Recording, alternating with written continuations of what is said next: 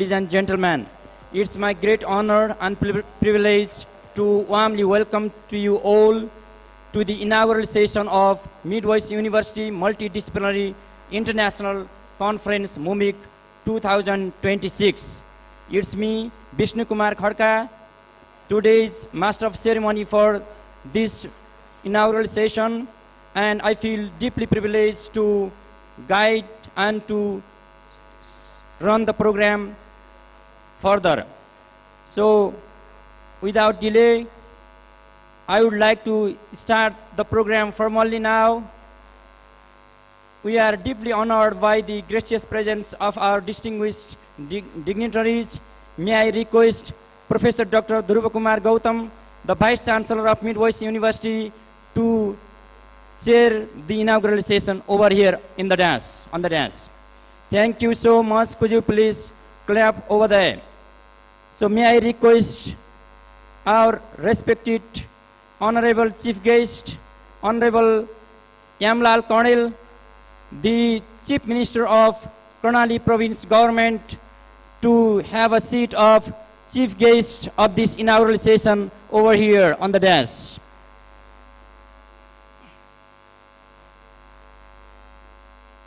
Thank you so much. We are now proceeding the program ahead. We are equally honored to have our ministers over here. May I request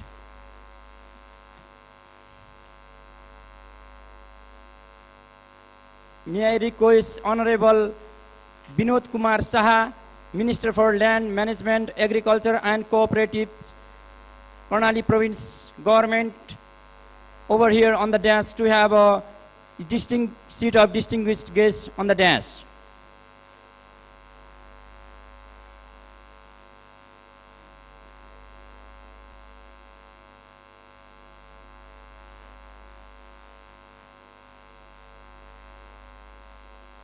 Similarly,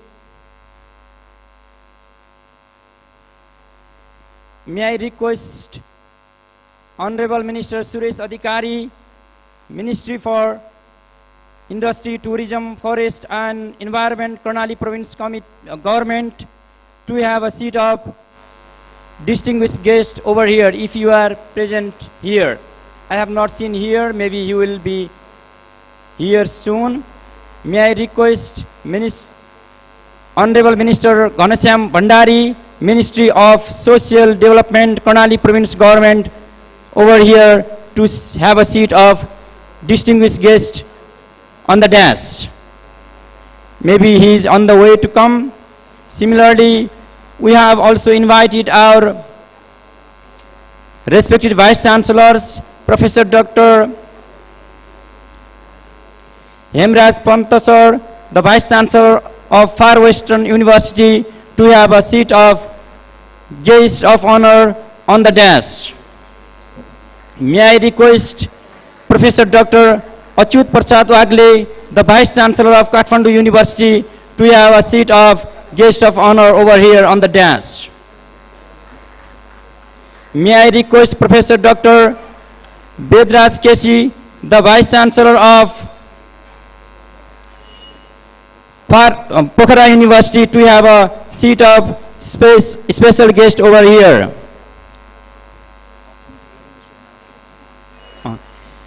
Maybe we have already invited our Minister for Economic Affairs and Planning. I have not seen here. If he is here, we will soon. You will be called for the seat over here. May I request Professor Dr. Biju Thapalia, the Vice Chancellor of Purvanchal University, over here to take the seat of distinguished guest on the dais. May I request Professor Dr. Dhaneshwar Nepal, the Vice Chancellor of Nepal Sanskrit University, to take the seat of distinguished guest on the dais. Similarly, may I request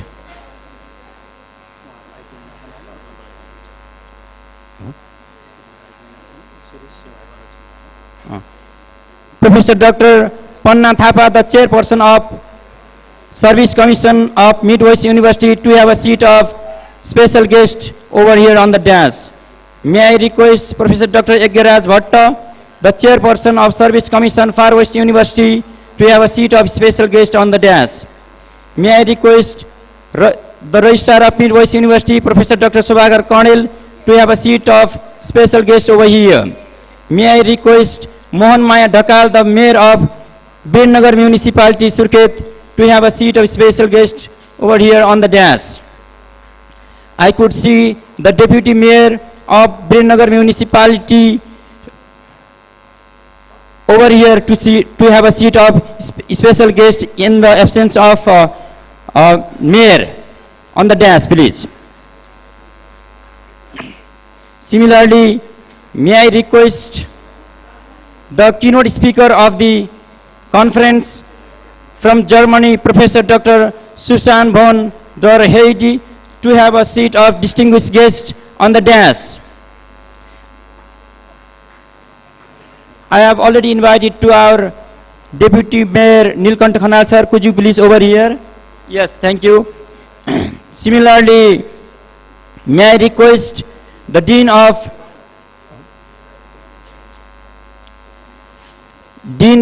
cum representative from Birla Global University, Odisha, India, Professor Dr. Archana Chaudhary, to have a seat of distinguished guest over here as the collaborative partner university, as we are organizing this program jointly.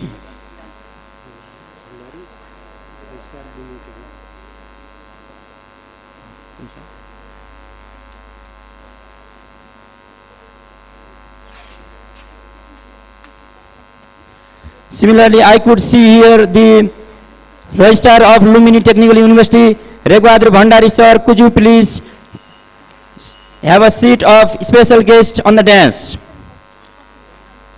Similarly, may I request the Vice Chair of Planning Commission, Karnali Province, Honorable Surinath Yogi, to have a seat of special guest over there.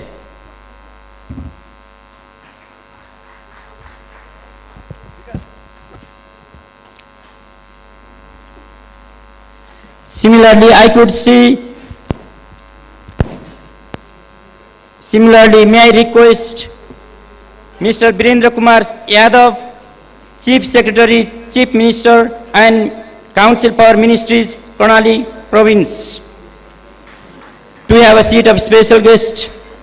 Similarly, I would like to request the Secretary of Ministry for Economic Affairs, Planning, Karnali Province Government, Mr. Lila Prasad Sharma, to have a seat of guest over there.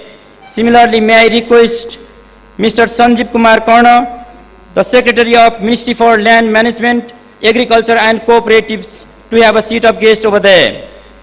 May I request Mr. Ajit Kumar Karna, Secretary, Ministry for Industry, Tourism, Forest and Environment, Karnali Province Government, to have a seat of guest over there.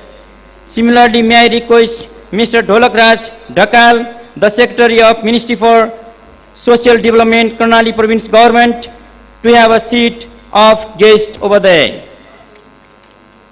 Similarly, may I request Mr. Jagadishwar Upadhyay, the Chief District Officer of Surkhet District, to have a seat of guest over there.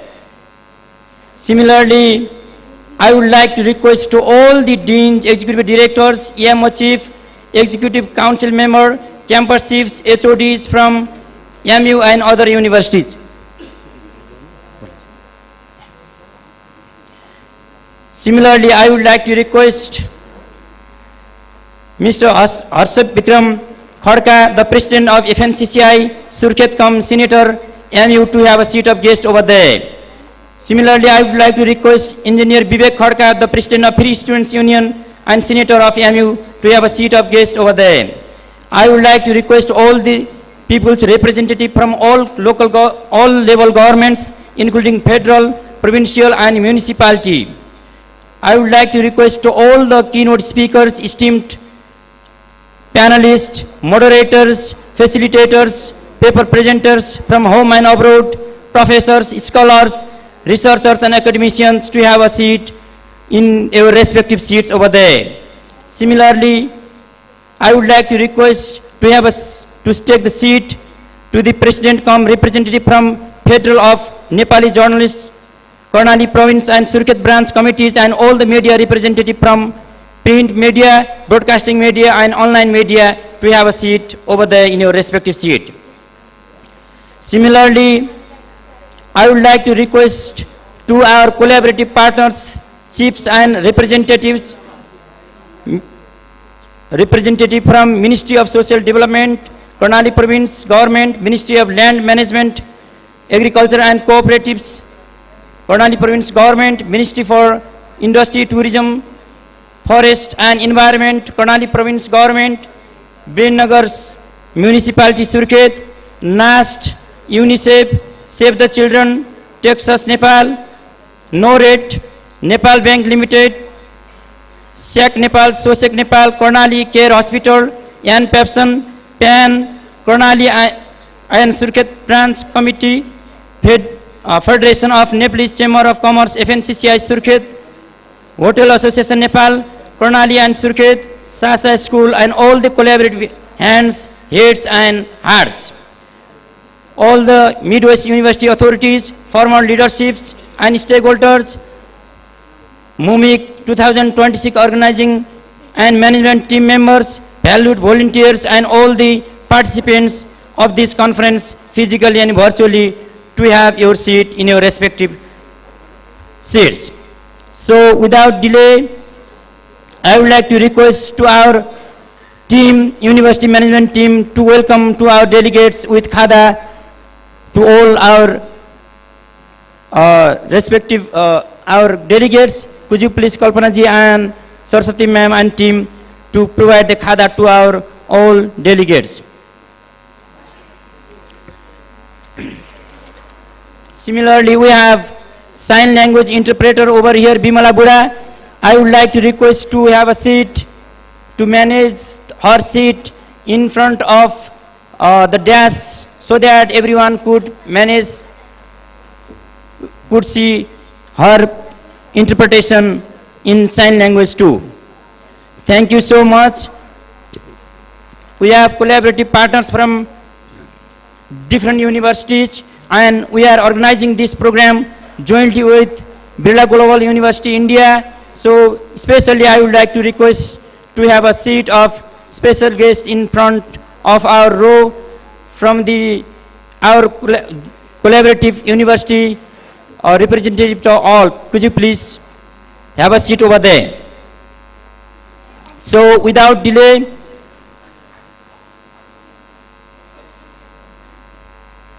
so we would start our program formally now. Could you please, technical team, be ready for national anthem? I would like to request to all our chief guests and all the delegates to be ready for the national anthem. Standing from your seat and then being ready for that. And I would say start, then we will start.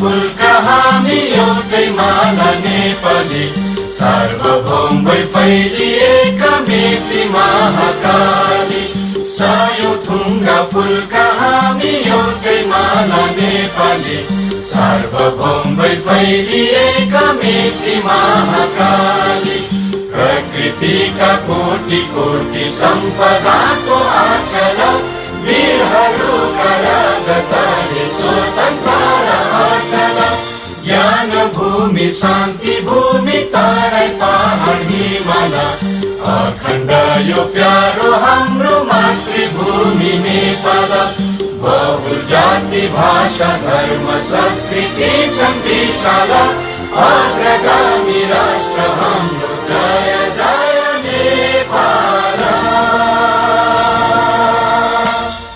Thank you so much. Now we are in the inaugural session. Before that, may I request our respected Registrar, Professor Dr. Sobar Cornell sir, to deliver his welcome speech over here. Welcome to our Registrar. Thank you, Binu sir. Respected Chairperson, Honorable Chief Guest, distinguished guests, prominent speakers, professors, esteemed researchers, and vibrant scholars, dear colleagues, tireless organizing team, Free Student Union President, students, ladies and gentlemen, Namaste and very welcome, very warm welcome. It is my honor and privilege to welcome you all to this multidisciplinary international conference jointly organized by Midwest University, Nepal, University Grand Commission, Birla Global University, India, in association with our generous donor partners and in collaboration with universities from more than 21 countries across the globe. Today, our Midwest University, nestled in the serene landscape of Midwest Nepal, has truly become a global village of knowledge.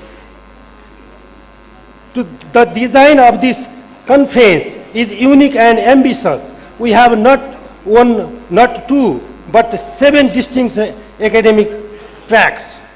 Each pillar supporting the edifice of a better world. Social science and humanities aims exploring the depth of culture, history, and human behavior. Education and human development aims shaping the minds and future of generation. Law, policy, and governance, building just and accountable systems. Management, economics, and entrepreneurship, driving innovation and sustainable growth. Science, technology, and engineering, pushing the frontier possibilities. Agriculture, environment, and food security, nourishing people while protecting our planet. Medicine and public health, safeguarding life and well-being for all. Why 7 tracks? Because the great challenge of our time, poverty, inequality, climate crisis, health emergencies, and educational divides cannot be solved from a single discipline in window. They deemed the combined firepower of multidisciplinary army of scholars, and today that army is assembled here. I am especially proud that this conference is being held under the joint organization of Midwest University, Nepal University Grand Commission, Birla Global University, India. This partnership represents more than academic MOU. It symbolizes the deep cultural, intellectual, and developmental bonds between our 2 neighboring nations. When Nepal and India collaborate in the pursuit of knowledge, the entire region arises. I extend my sincere gratitude to the leadership, faculty, and students of Birla Global University for their vision and commitment. This grand gathering would not have been possible without generous association of our vibrant donors. You have invested not just in an event, but in the future of research and education. Thank you for believing in this power of shared knowledge. I also warmly welcome our collaborating universities from more than 21 countries. Your presence here, sending your distinguished professors, researchers, and scholars is a powerful statement that knowledge knows no borders, and that solutions are found not in isolation but in international fellowship. We are blessed to have among us today prominent speakers, leaders in their respective fields as dedicated speakers, distinguished professors, researchers, and emerging scholars. to ignite debates. To each of you, this stage is yours. The 7 tracks are more your platforms. May your presentation ignite debate, your question spark curiosity, and your conversation for the lifelong collaboration. And to our own students and faculty of Midwest University, please absorb every moment. The world's finest minds are in this room. Learn from them. Let me close this with a simple thought. A conference is not measured by its inaugural ceremony or its souvenir booklets. It measured by the questions they remain unanswered long after it ends, and by the collaboration that begins across tracks, across countries, and across culture. So go forth into your sessions, argue respectfully, listen generously, and leave here not just with a certificate, but with ideas, created new knowledge that can change communities from the hills of Nepal to the classrooms of 21 nations and beyond. With immense gratitude to all our joint organizers, University Grand Commission and Birla Global University, our donors, our collaborating universities, and each of you, I declare, let us begin the multidisciplinary international conference. Thank you, Dhanyavad, Shukriya, welcome once again. Thank you. Thank you so much, our respected Registrar Sir, for your warm welcome note. May I request our Member of Service Commission, Dr. Amrit Kumar Sharma Goyri, to have a seat of special guest over there. Similarly, I have already announced the name of Executive Council Member Naranath Yogi Sir to have a seat over there. Now it's time to inaugurate our formal program. So I would like to request to be ready for the technical team for inaugural session. May I request Honorable Chief Guest, the Chief Minister of Karnataka Province Government, to kindly inaugurate the conference by launching and activating the newly redesigned website of Midwest University through remote pressing. May I respectfully invite Honorable Amlal Cornell, the Chief Minister, and join our BC Sir and ministers and all the delegates for the inaugural session. Could you please be here for this, our new redesigned website, and clap with big round of applause for this inaugural session. Now we are going to inaugurate our Midwest University Multidisciplinary International Conference formally. Now it's going to be announced, so could you please give the big hand. Now onwards we have a new website, and our university will be visible by this newly designed and updated. Our inaugural session is over here. Thank you so much for this inaugural session. Now, without delay,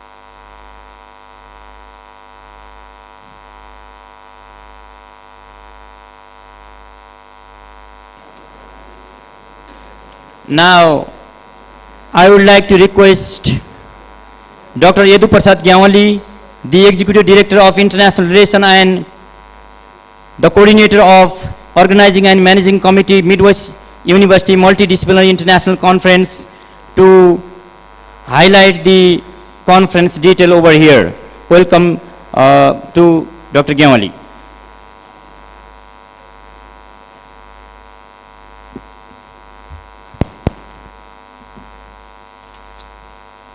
Thank you, Dr. Khadga. Respected the chairperson of this program, the Vice Chancellor of Midwest University, Honorable Chief Guest, the Chief Minister of Karnali Province, all the esteemed guests, as for their profile, I would like to address at the same time over the dais and in the hall. Namaskar and good morning from Midwest University. It's a joint effort by two universities, Midwest University and the Birla Global University. I would like to thank to the Birla Global University for your collaboration and this support. It is my great privilege as a conference coordinator to welcome you to the Midwest Multidisciplinary International Conference, MUMIC 2026, jointly organized by Midwest University, Surkhet, Nepal, and Birla Global University, India. We are gathered here at the central campus of Midwest University in the beautiful hills of Surkhet for 3 days of meaningful dialogue, collaboration, and knowledge creation. The theme of this conference, Interdisciplinary Synergies for a Sustainable Future in the Age of AI and Digital Transformation, could not be more timely or relevant. We stand at a historic crossroad as rapid advances in artificial intelligence, digital technologies, and data-driven innovations are reshaping every aspect of human life, from education and healthcare to tourism, governance, entrepreneurship, and environmental conservation.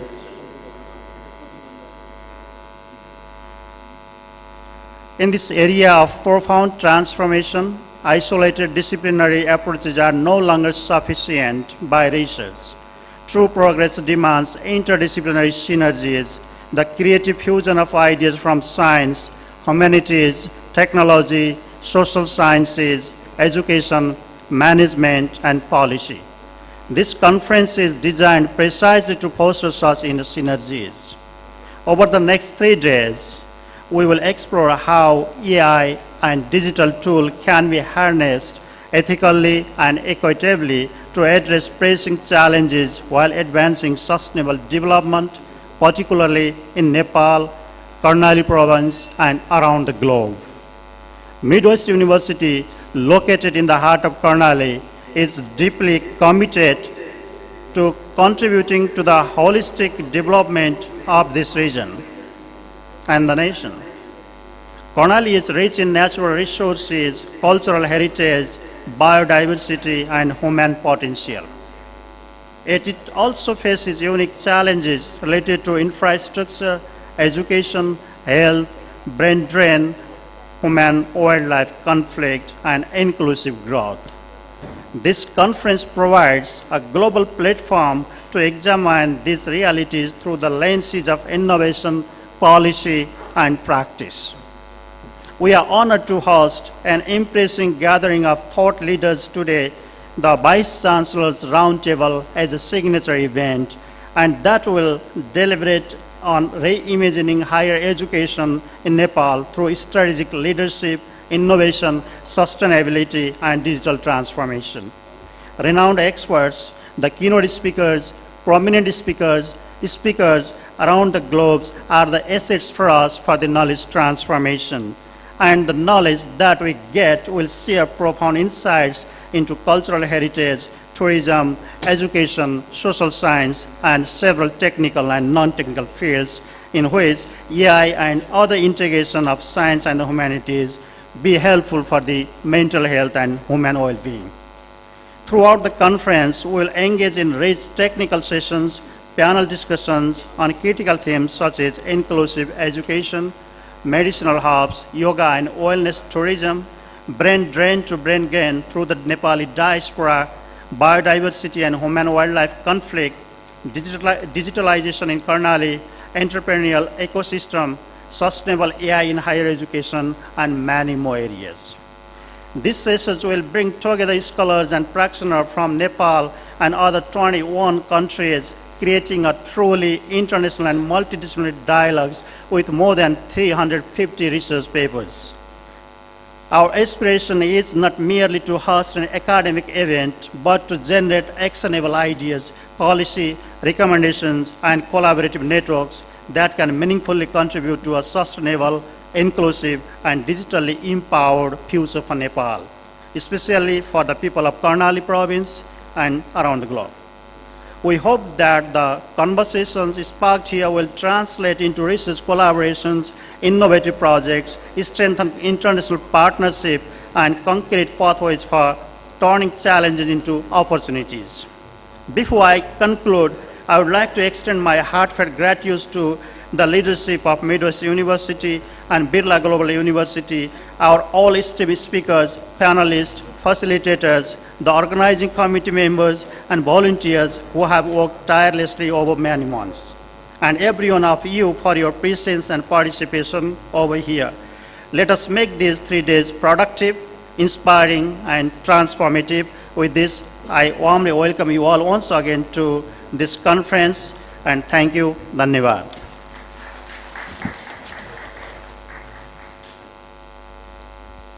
Thank you so much, Dr. Gyamwali, for your highlighting speech about the conference. Now, may I request Professor Dr. Archana Chaudhary, the Dean cum representative from Global Birla University, Odisha, India, to deliver the best wishes speech over here.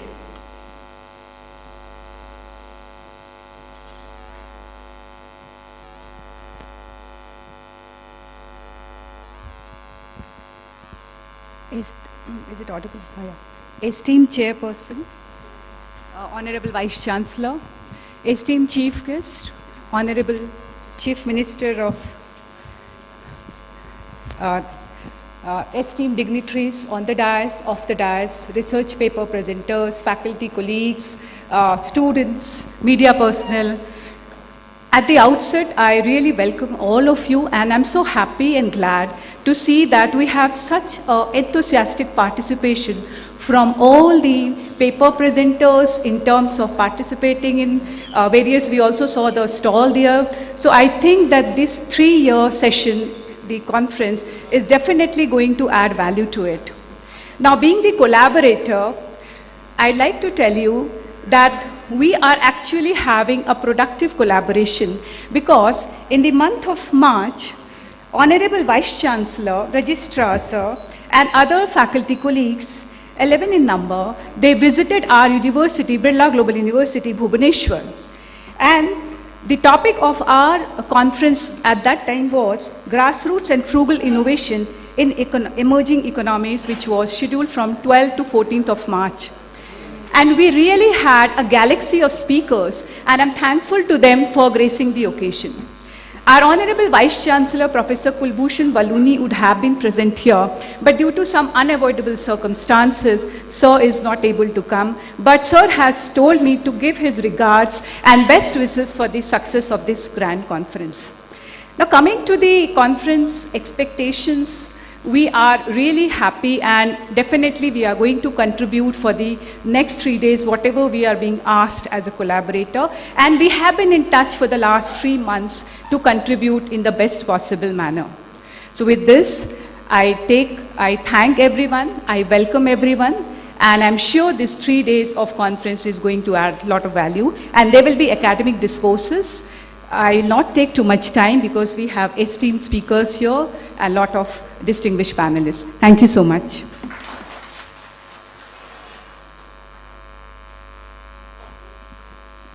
Thank you so much,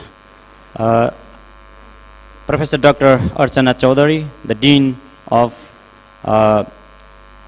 Global Birla University, our collaborative partner, joint collaborative partner. Now, may I request Professor Dr.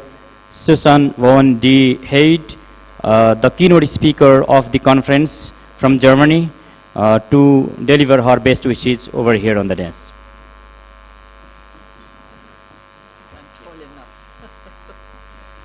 So, thank you very much. I'm very honored to be here, and I would like to greet, first of all, the Chief Minister and then the honorable ministers, and especially the Vice Chancellor Juba Gautam and the other Vice Chancellors, together with my colleagues over here. And I'm very happy that I got this invitation in order to talk about the development of Western Nepal. And actually the conference is very important in regard of AI development and its interdisciplinary research connected with AI and digital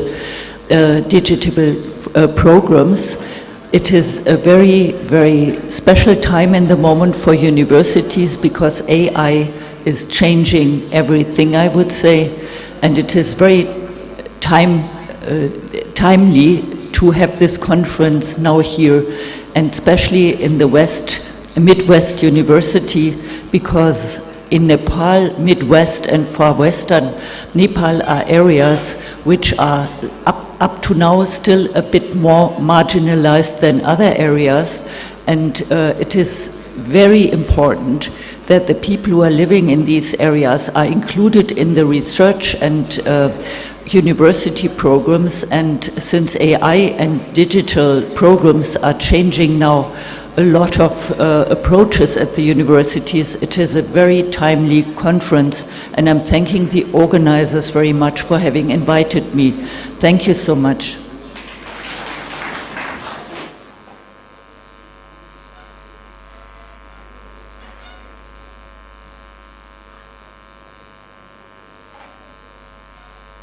So thank you so much, our respected keynote speaker. Now we have among the Vice Chancellor, may I request Professor Dr. Achyut Prasad Wagle, the Vice Chancellor of Kathmandu University, to deliver his welcome speech over here.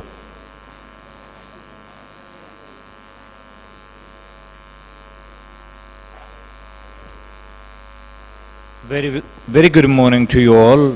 Chair of the session, Vice Chancellor of Midwest University, Professor Gautam, Chief Guest, Honorable Chief Minister of Karnali Province, Ministers, other Vice Chancellors, Professor Panna Thapa, and the partnering university representatives. It's my honor to be here. Thank you for inviting me to be part of this conference, although I am here for only few hours.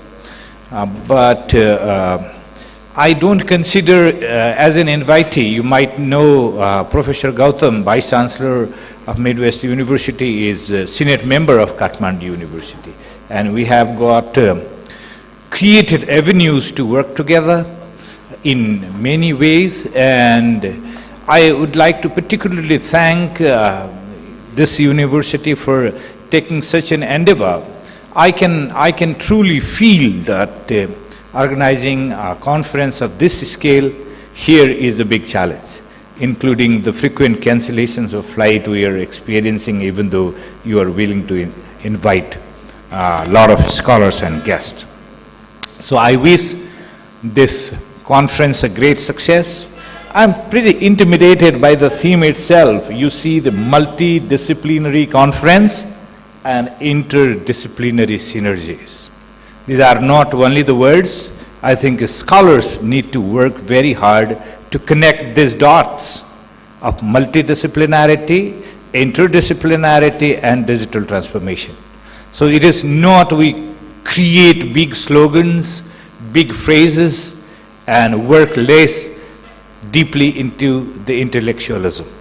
That's the challenge, but I'm sure the constellation of intellectuals here would meet that challenge and come out with a fantastic resolution that is useful for our academia for the future.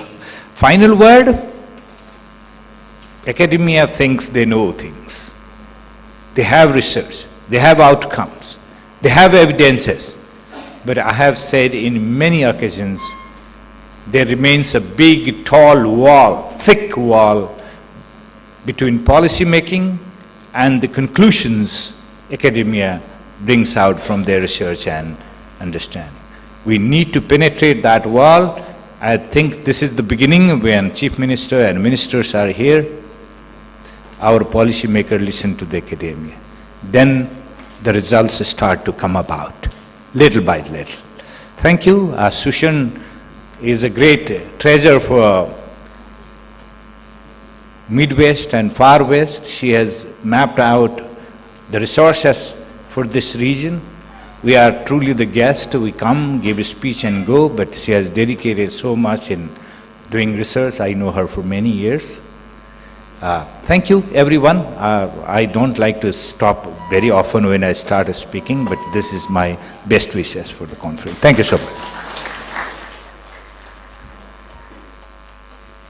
Thank you so much, respected Vice Chancellor of Kathmandu University, for your best wishes. Now, may I request our chief guest, the Chief Minister of Karnali Province Government, Honorable M. Lal Karnal, to deliver his speech over here on the dais.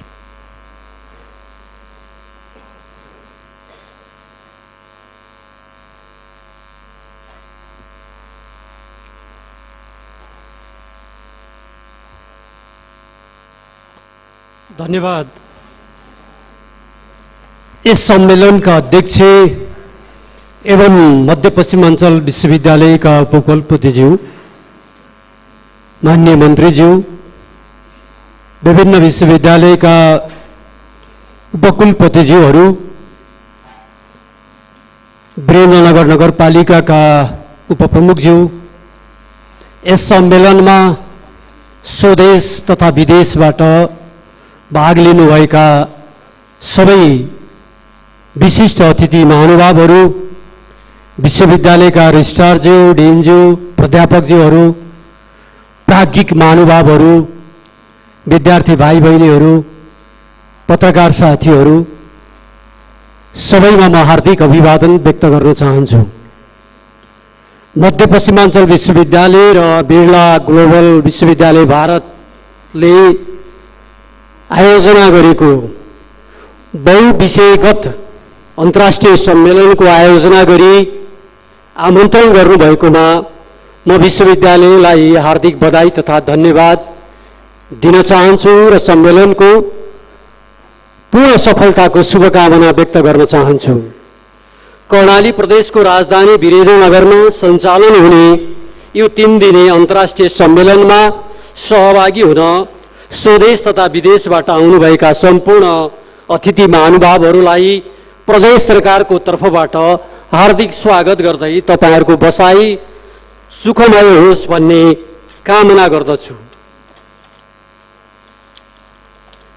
मध्य पश्चिमाञ्चल विश्वविद्यालयले आफ्ना शैक्षिक कार्यक्रमसँगै विश्वविद्यालयलाई राष्ट्रिय र अन्तर्राष्ट्रिय स्तरमा स्थापित गर्न नवीनतम विषयहरूमा ज्ञान र अनुभव आदान प्रदान गर्ने उद्देश्यले यस प्रकारको सम्मेलनको आयोजना गरेकोमा विश्वविद्यालयको म प्रशंसा गर्न चाहन्छु। यो सम्मेलनले कृत्रिम बुद्धिमत्ता, डिजिटल रूपान्तरण र दिगोपनको भूमिका सम्बन्धी विषयमा अन्तर विषयगत सहकारी र विश्वव्यापी ज्ञान आदान प्रदानलाई प्रवर्धन गर्दै समावेशी, दिगो तथा नवप्रवर्धनशील समाज निर्माणका लागि महत्त्वपूर्ण भूमिका खेलोस् भन्ने शुभकामना व्यक्त गर्न चाहन्छु। आजको युग ज्ञानको युग हो। सूचना प्रविधि र नवप्रवर्तनको तीव्र विकाससँगै समाज, शिक्षा प्रणाली र व्यावसायिक सोचमा आमूल परिवर्तन भइरहेको छ। यो परिवर्तनको यथार्थलाई स्वीकार गर्दै अब हाम्रा विश्वविद्यालयहरूले प्रविधि, नीतिगत, प्राज्ञिक र व्यावसायिक रूपमा आफू अब्बल साबित गर्नुपर्ने अवस्था सिर्जना हुँदै गएको मैले महसुस गरेको छु। आज हामी यस्तो ऐतिहासिक मोडमा उभिएका छौं जहाँ विज्ञान, प्रविधि र मानवीय मूल्य बीचको सम्बन्धलाई नयाँ ढङ्गले परिभाषित गरिँदैछ। कृत्रिम बुद्धिमत्ता र विश्वव्यापी रूपान्तरणले हाम्रो जीवनशैली, अर्थतन्त्र, शासन प्रणाली र सामाजिक संरचनामा गहिरो प्रभाव पारेको छ। यस्तो अवस्थामा दिगो भविष्य निर्माणका लागि अन्तर्विषयगत सहकार्य अपरिहार्य बनेको छ। कृत्रिम बुद्धिमत्ता आजको विश्वको सबैभन्दा प्रभावशाली प्रविधि बन्न पुगेको छ। स्वास्थ्य, शिक्षा, कृषि, उद्योग, सञ्चार लगायतका क्षेत्रहरूमा यसको प्रयोगले अभूतपूर्व परिवर्तन ल्याएको छ। तर यससँगै गोपनीयता, रोजगारको भविष्य, नैतिकता, डिजिटल विभाजन जस्ता चुनौतीहरू उत्तिकै गम्भीर छन्। यस्ता जटिल समस्याहरू समाधान गर्न एउटै विषयगत दृष्टिकोण मात्र पर्याप्त हुँदैन। एआई को विकाससँग भएको प्रविधिको तीव्र विकासले सामाजिक न्याय, समावेशिता र दिगोपनलाई सुनिश्चित गर्न सक्छ वा सक्दैन भन्ने विषय आज बहसहरू सुरु भएका छन्। मेरो विचारमा एआई को विकास प्राविधिक विषय मात्र होइन, यसमा नैतिकता, कानुनी संरचना र सामाजिक प्रभावको समेत गहिरो अध्ययन आवश्यक हुन्छ। आजको सन्दर्भमा कृत्रिम बुद्धिमत्ताको विकास केवल प्रविधिको प्रश्न मात्र होइन, यो शक्ति सन्तुलनको प्रश्न पनि हो। विश्वका केही सीमित देश र कम्पनीहरूमा प्रविधिको नियन्त्रण केन्द्रित हुँदै जाँदा विकासशील राष्ट्र र नयाँ प्रकारको डिजिटल निर्भरतातर्फ धकेलिने खतरा देखिएको छ। त्यसैले दिगो भविष्य निर्माणका लागि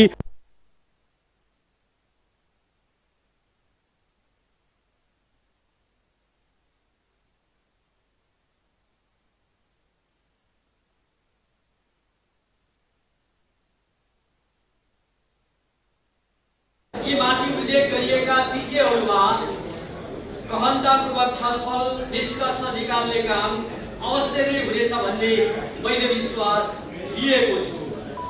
कर्णाली प्रदेशका कतिपय सूचाङ्कहरू नकारात्मक भएको भए पनि यसको प्राकृतिक सौन्दर्यता र साधन स्रोतका कारणले गर्दा यसको महत्त्वपूर्ण भूमिका रहिआएको एउटा अवस्था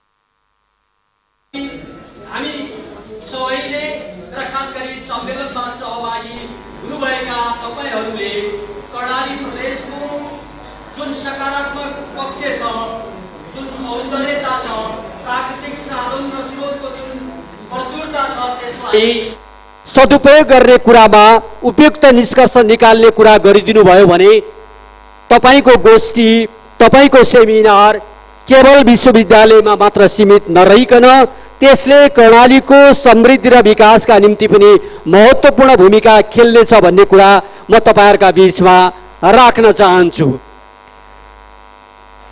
यस सम्मेलनले गहिरो छलफल गर्ने, अनुभव आदान प्रदान गर्ने, नयाँ विचारहरू उत्पादन गर्ने एउटा सशक्त थलो तथा यहाँ प्रस्तुत हुने अनुसन्धान पत्र, विचार र बहसले नीति निर्माण र व्यवहारिक कार्यान्वयनमा सकारात्मक प्रभाव पार्ने मैले विश्वास लिएको छु। दिगो भविष्य निर्माणका लागि हामीले तीनवटा प्रमुख पक्षमा ध्यान दिनुपर्ने हुन्छ। पहिलो समावेशिता, दोस्रो लचिलोपन र तेस्रो नवप्रवर्तन। यसका साथै शिक्षा प्रणालीलाई पनि रूपान्तरण गर्न जरुरी छ।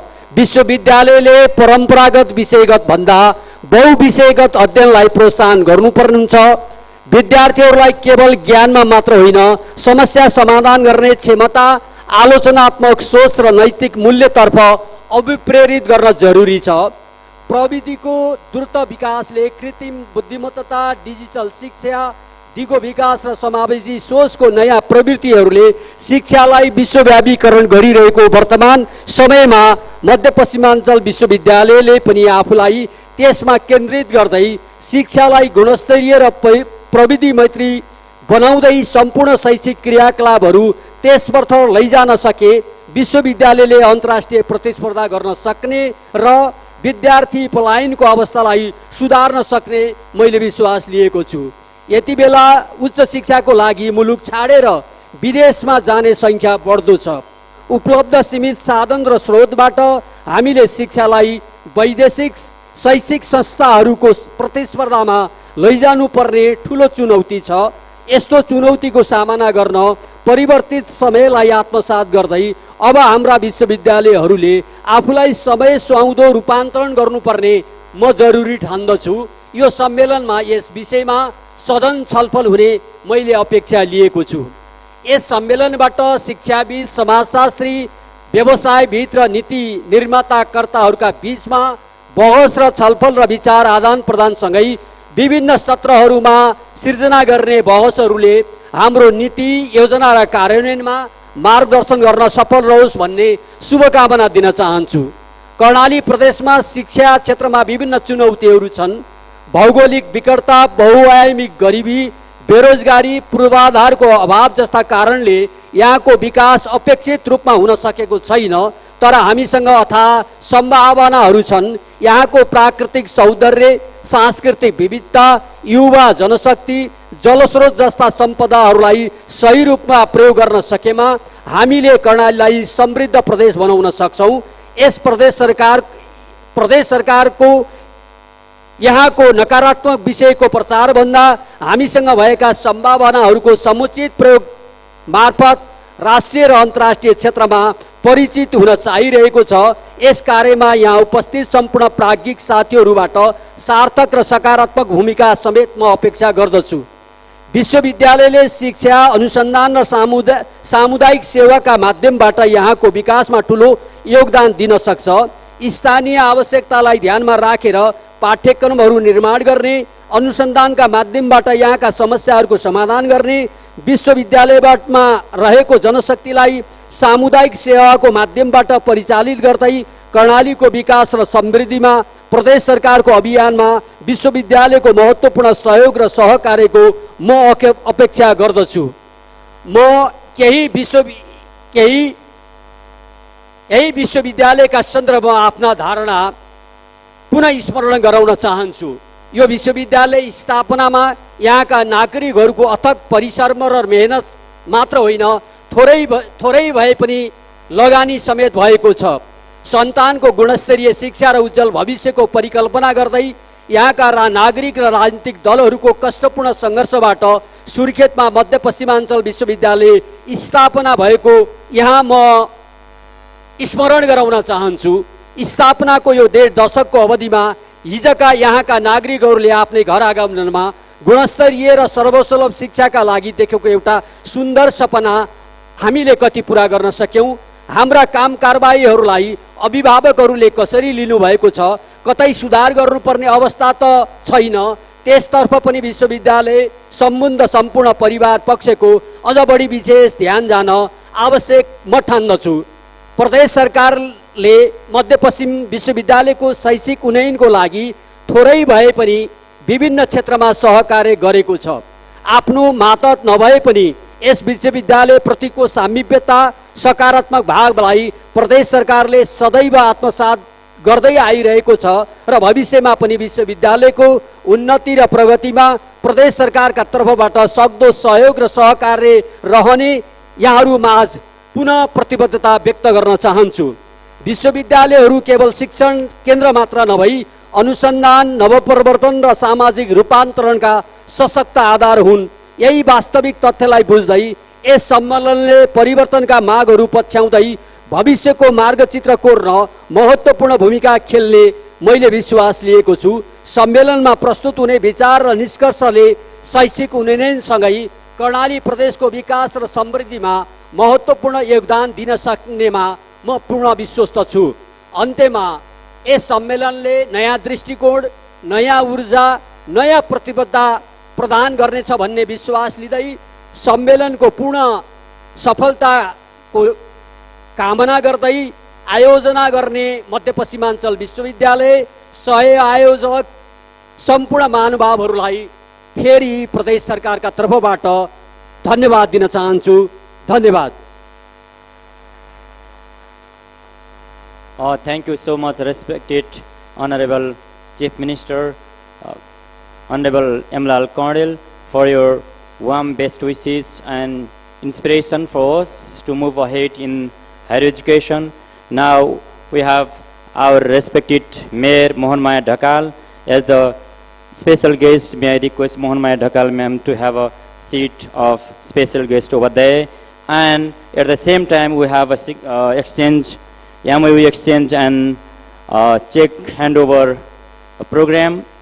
I would like to request the Mayor of Birennagar Municipality, Mohan Maya Dhakal, and our respected Vice Chancellor, Professor Dr. Dhruva Kumar Gautam sir, to participate in the exchange program. And may I request Panch sir to hand over this check. So we have a MOU.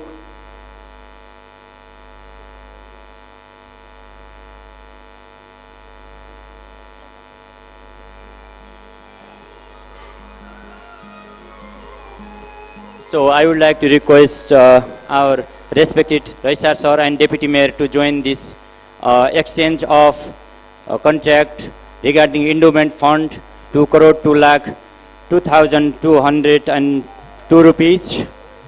This is what Birennagar municipality has established the endowment fund in our university for the scholarship to the students. And I would like to request to our Mayor Saab to hand over this check.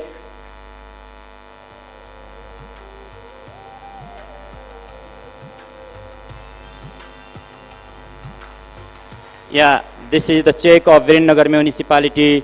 May I request to join the chief guest and special guest to join this ceremony also, and all the delegates, so that this is a very memorable moment for us, and this is a historical initiation by Birennagar municipality for the students' welfare, and 2 crore 2 lakh 2,202 rupees is very great amount and good initiation. Thank you so much for this exchange and handover ceremony. Now, may I request Professor Dr. Dhruva Kumar Gautam, the chair of the inaugural session, the Vice Chancellor of Midwest University, for the closing ceremony of this opening session. Welcome to our respected Vice Chancellor, sir.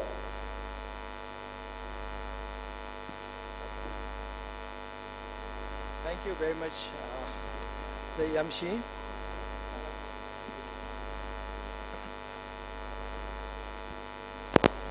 Distinguished chief guest of this inauguration session of the international conference jointly organized by Midwest University and Birala Global University, special guests, ministers, dignitaries, honorable vice chancellors of different universities. I see that 2 vice chancellors are already here. We have as vice chancellors of 3 vice chancellors. Vice Chancellors of Kathmandu University, Professor Dr. Achyut Prasad Wagle. Vice Chancellor of Far Western University, Professor Dr. Hemraj Pant. Vice Chancellor of Nepal Sanskrit University, Professor Dr. Nepal. Similarly, other Vice Chancellors are arriving from Nepalganj because of the air flight cancels in Surkhet. Other 4 Vice Chancellors are coming from Purvanchal University, Pokhara University, Rajarshi Janak University and Gandaki University. Similarly, the chair of the Service Commission of Midwest University and Far Western University, registrars of different universities, deans, directors and academic leaders, esteemed representatives from the federal government, province government, local governments and public institutions, representative of our valued partner institute, Birala Global University of India, academic scholars, researchers, practitioners, professionals, development partners, media, civil society, national and international organization representatives, students, president of 3 student unions, and other all ladies and gentlemen. It gives me immense pleasure and an insightful sense of institutional pride to welcome you all to the 2nd Multidisciplinary International Conference here at Surkhet. On behalf of Midwest University, I extend my warm greetings to all participants joining us from various countries and to all those who have come from diverse regions, institutions, and disciplines to be a part of this significant global academic gathering. Your participation is a contribution to an expanding intellectual discourse that recognizes the way forwards for the challenges of our time. We feel honored that this event is jointly organized by Midwest University and Birala Global University, India, along with knowledge partners, collaborators, supporters of almost all universities of Nepal, University Grants Commission, and national as well as international institutions. This collaboration itself conveys a powerful message. It reminds us that the future of higher education lies not in academic isolations, but in partnership, not in intellectual fragmentations, but in a convergence, not in narrow competition alone, but in the cooperation and the coordination and the co-creation of knowledge for the common good. In this spirit, I offer my heartfelt appreciations to our partner institutions, the organizing committee, the scientific committee, international committees, researchers, contributors, and every individual who dedicated for make this conference and events the success.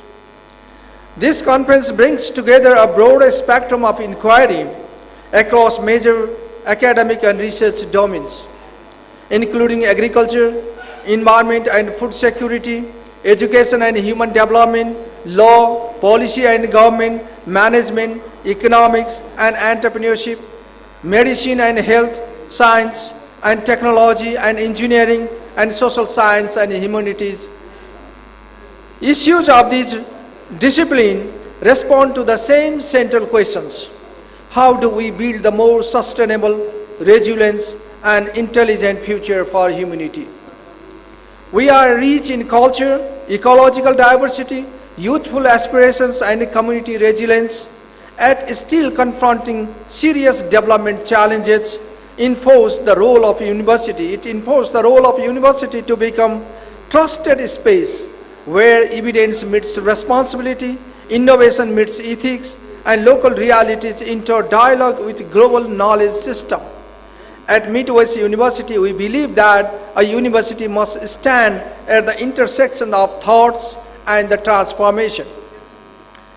The problems confronting in the world today are deeply interconnected. Climate change is not only the environmental issues, it is also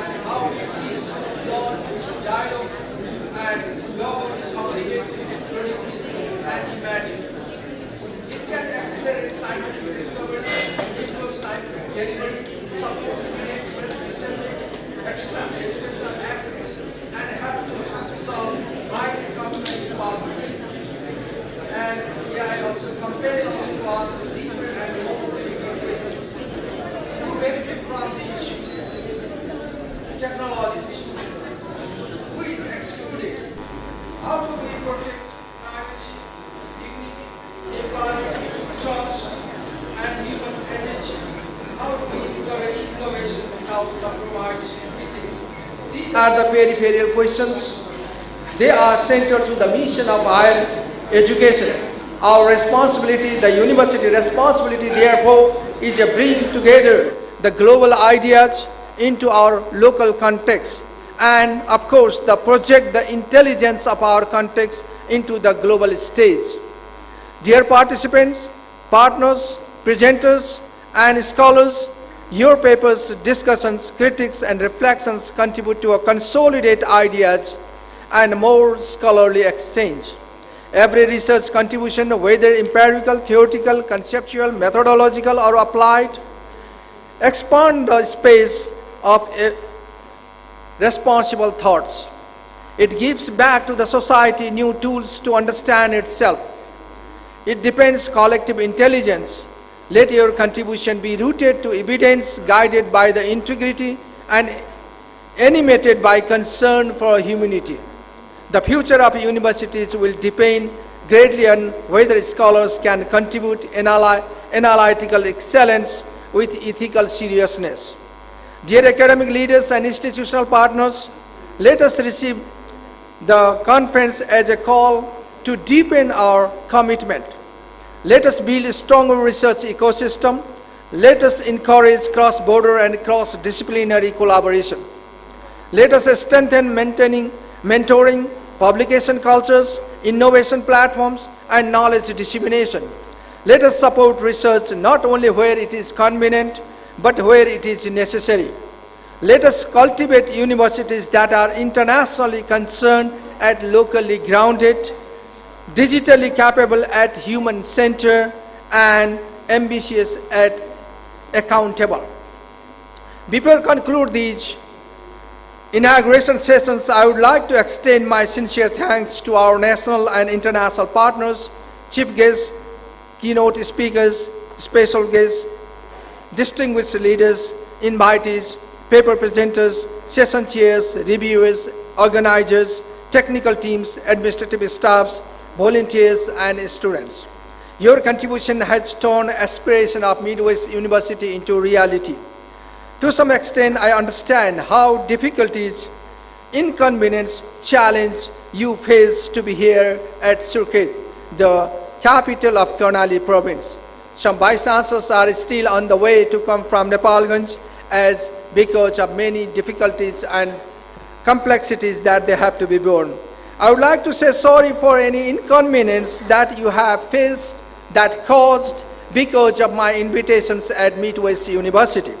Forgetting all these inconveniences and difficulties you bear, let make this conference inspire us to work together for a future academic endeavor with more intelligence, more concern, more advanced, and more sustainable. Thank you very much. Now this inauguration session has been completed. Thank you very much.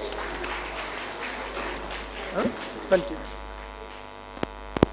Thank you so much, respected Vice Chancellors, for this inaugural session closing. Now, immediately we are going to start our plenary session keynote speech. Then after we will have a Vice Chancellor's roundtable discussion. We have the keynote speaker from Germany, Professor Dr. Susan von D.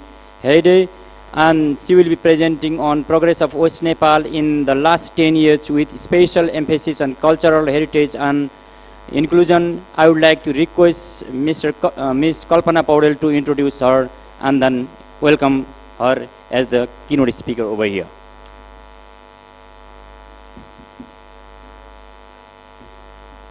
Thank you, Vishnu sir. Now we are proceeding for the keynote speech, and let me introduce our keynote speaker. Respected distinguished guest and esteemed scholar, Professor Dr. Susanna van der Heide is a distinguished cultural scientist and conservation specialist whose scholarly and professional engagement are deeply rooted in the Himalayan region and the border landscape of South and Central Asia.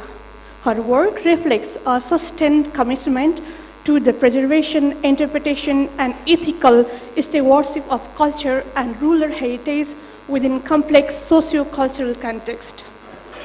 With an extensive career spanning academia and international cultural institutions, she has served as a consultant to several global organizations and as a professor of heritage management.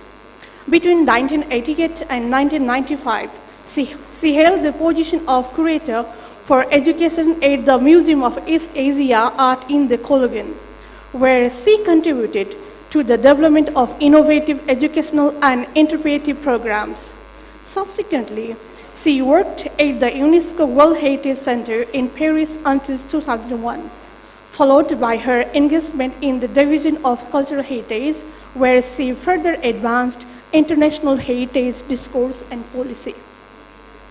Since 2001, she has served as director and from 2008 as the chairperson of the Himal Asia Foundation, leading interdisciplinary initiatives that bridge conservation, commitments, engagement, and sustainable development.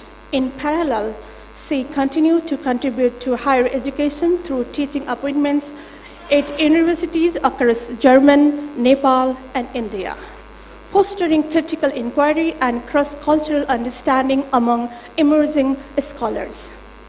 In recognition of her impactful work, she has received several prestigious honors, including the IUCN Award 2004, the United Nations Seed Award 2005, and the Terry Defense Award 2007, each acknowledging her enduring contributions to heritage conservation and her profound engagement with Himalayan commitment.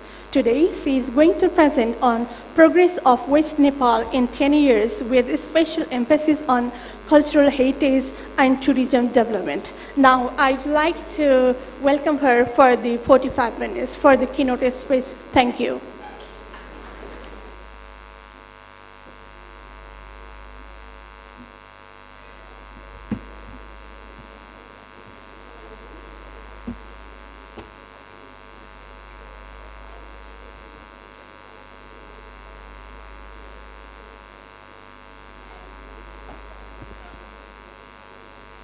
Thank you so much for this very, very kind and nice introduction.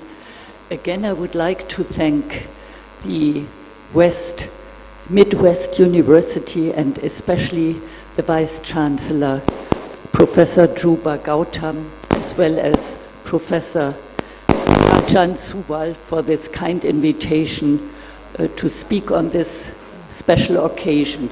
Actually, I'm talking today about the progress of Western Nepal in the last 10 years, and in specific, I would like to draw attention to cultural heritage and tourism development.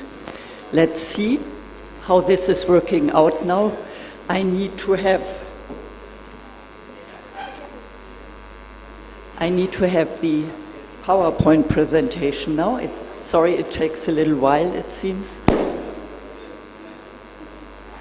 Over the past decade, Western Nepal has undergone significant socio-economic transformation driven by infrastructure expansion, federal restructuring, and the increasing strategic importance of tourism. This paper examines development trajectories in Western Nepal with a particular emphasis on cultural heritage and tourism between 2015 and 2025. Drawing on political economy perspectives, sustainable tourism theory, and empirical data, the study argues that tourism has emerged as a key mechanism for integrating historically marginalized regions into national and global economic systems. However, this process remains uneven and contested, characterized by tensions between modernization and tradition, economical growth and sustainability, and local agencies and external influences. The paper concludes that while Western Nepal has made notable progress, its future development depends on balancing tourism expansion with cultural preservation and ecological sustainability. And you'll see here in the beginning, can I get the presentation, please? Yes. Can I get the presentation, please? You see the Api Himal in the background, and this is, for example, a new area which is introduced by the federal government and by the provincial government, and very highly we all know that Api Himal in Darchula district is quite far away. Actually, Sudopashim and Karnali provinces bear a lot of very interesting tourist and trekking areas, which are now supported by the federal as well as the provincial governments, and Api Himal is one of them. And I was very happy the other day when I came with a flight to see that Api Himal was advertised in the Buddha Airlines flight And I learned a lot about that area and immediately integrated it into this presentation as well. Can I have the next slide, please? Before slide. The map, please. The map. Can I get the map before? Before. It's before. Yeah. Here you have a map of Nepal, but especially about the areas of Sudar-Paschim and Karnali, partly Lumbini area. And you see especially the national parks, which are marked green over here. And the national parks, they play an important role in the development for tourism in Nepal. Therefore, just take a note. There is Royal Bardia National Park, there is Kaptat National Park, there is Suklapanta National Park, and there are several conservation areas coming up in Sudar-Paschim and Karnali. And can I get the next, please?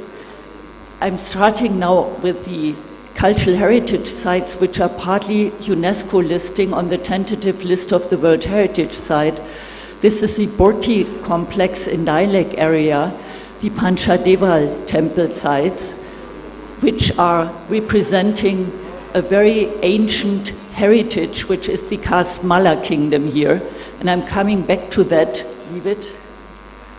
Nepal is globally recognized for its rich natural landscape and deep cultural heritage. While tourism development has traditionally been concentrated in central and eastern regions, particularly the Kathmandu-Pokhara-Chitwan corridor and the Everest-Sagarmatha area in comparison western Nepal remains relatively underdeveloped for decades. However, in the last 10 years, there has been a strategic shift towards decentralization, tourism development, and promoting remote areas. Government initiatives such as the Visit Nepal Decade aim to diversify tourism destinations and emphasize cultural and ecological sustainability.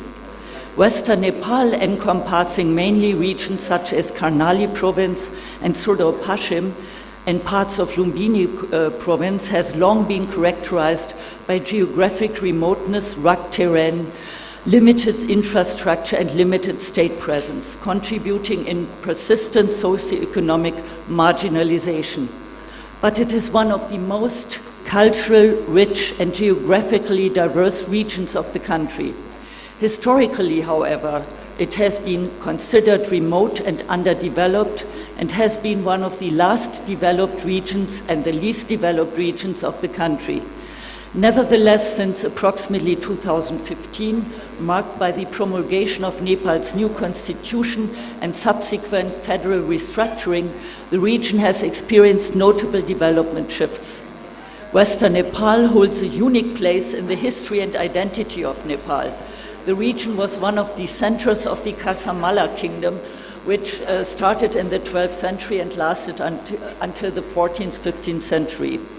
And the Kasamala's kingdom was significantly influenced of the development of the Nepali language and culture, and later played a crucial role in numerous historical, in the unification of Nepal under King Prithvinarayan Shah. The region contains historical trains, including different routes that are now being promoted as heritage tourism products. And as I have shown you the Api Himal already, I'm going to show you now the Borti complex, which you just have seen. Can I get the slide, please? And here we have in Dailek, which is an area between Surkhet and Jumla, we are having a lot of these interesting columns with the Devanagari script on it, and these are the first traces of Devanagari script in this area.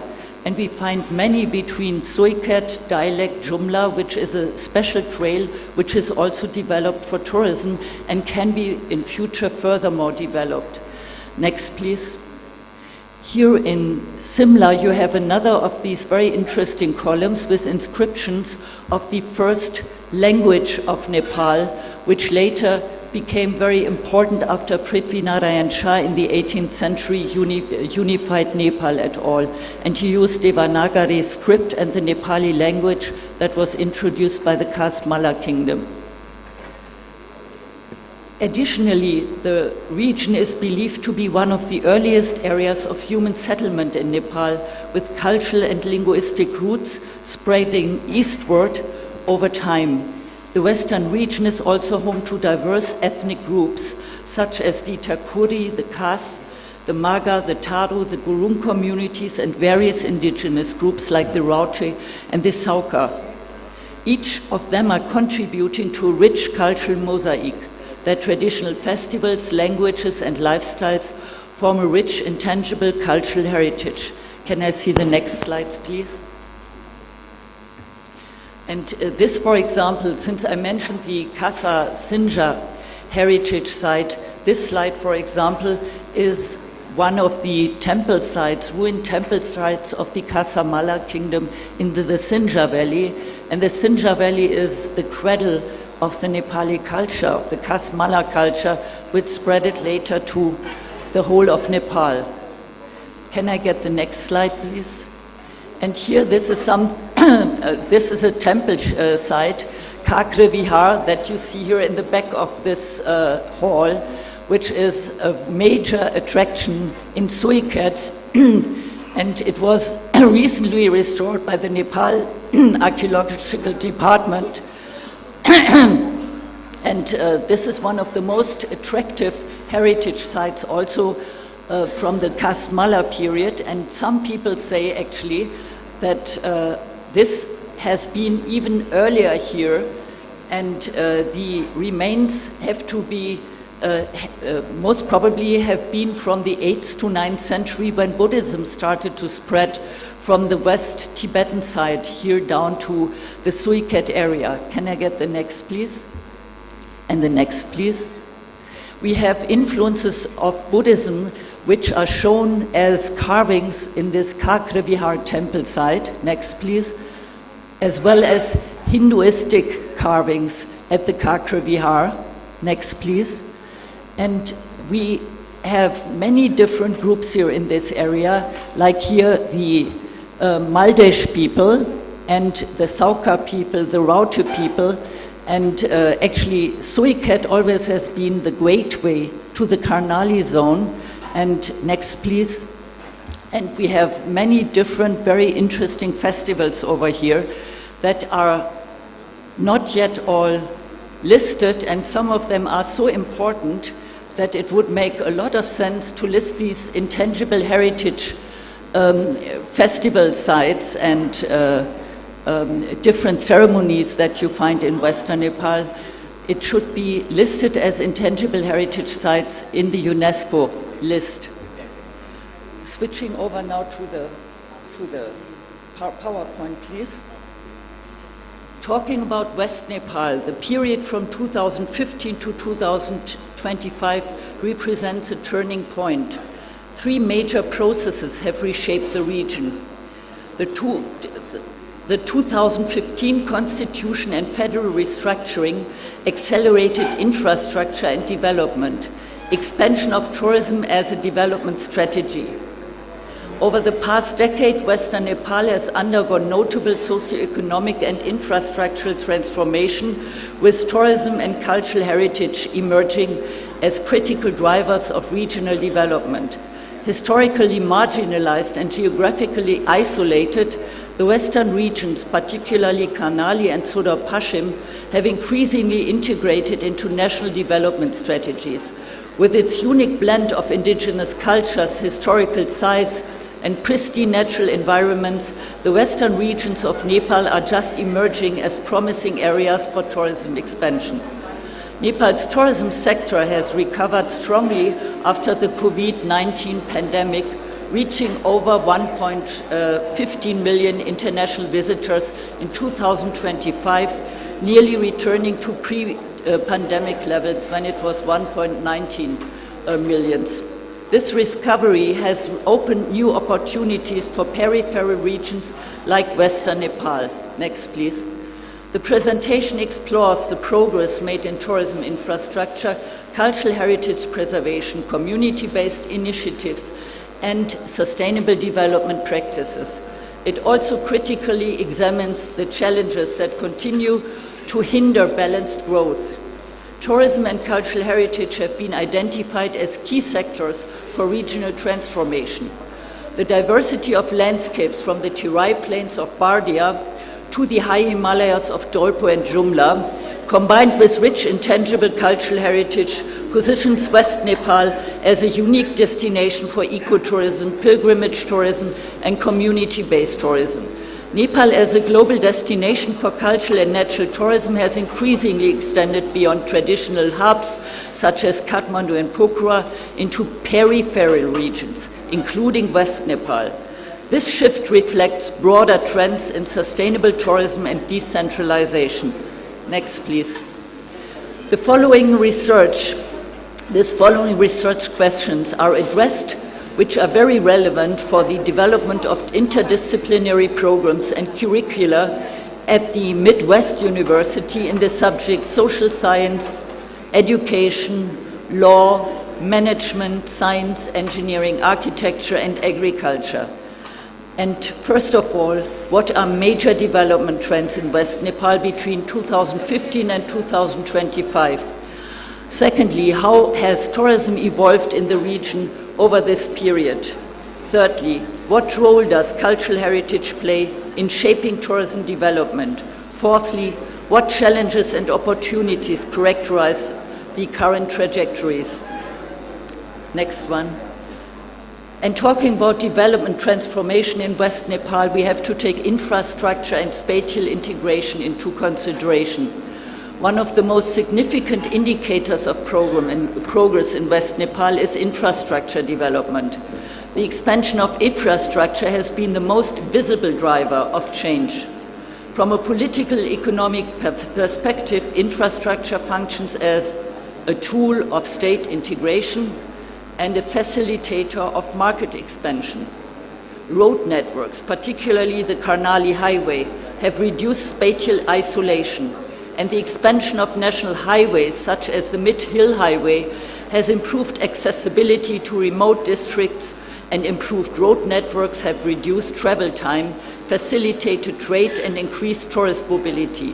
However, uneven road quality and seasonal accessibility highlight persistent structural constraints. Next, please. The expansion of road networks has been the most visible development change in Western Nepal. Roads connecting Surkhet to Jumla and other remote districts have reduced travel time, facilitated trade and mobility, and one has now increased access to services. However, infrastructure expansion has also introduced environmental risks like landslides, deforestation, and flash floods.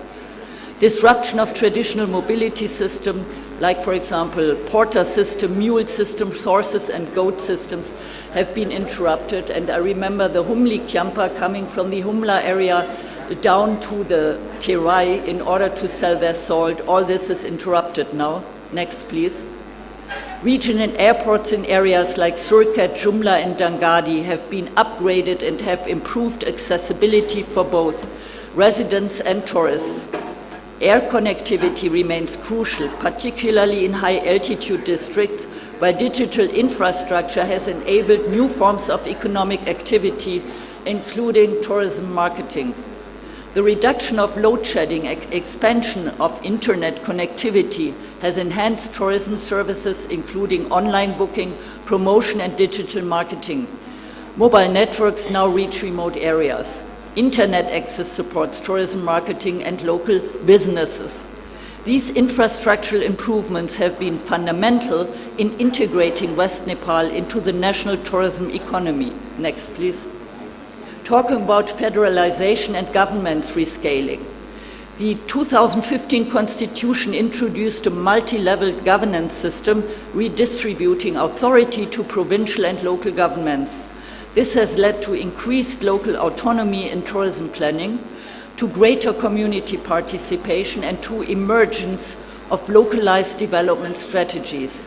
However, government rescaling also reveals the institutional capacity gaps and the coordination challenges across levels. Next, please. Talking about the socio-economical change and the economical trends. Nepal's overall economical growth reached approximately 4.6% in 2025, driven by construction, services, and hydropower, and especially hydropower is a very important income source here.